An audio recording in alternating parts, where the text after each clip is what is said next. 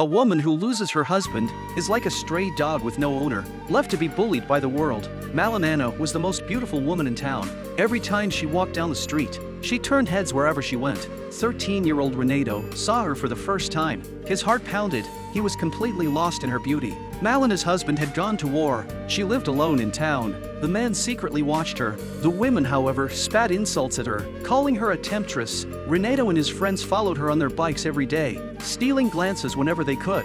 That night, Renato climbed onto her rooftop, peeking into the life of the woman he worshipped. And he realized she wasn't like the rumor said. She wasn't wild or promiscuous. She was devoted and deeply in love. She often held her husband's photo in her arms, longing for his return.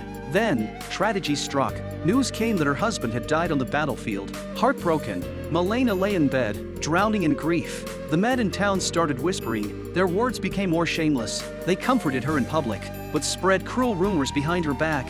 Soon, ugly gossip spread through town. No one would hire her. No one would help her. With an empty stomach and no way to survive, she had no choice. She used her beauty to trade for food. She dyed her hair red. Her eyes burned with defiance and cold determination. She moved with reckless charm, yet carried an unbreakable strength. Renato watched from the shadows and saw her crying in secret.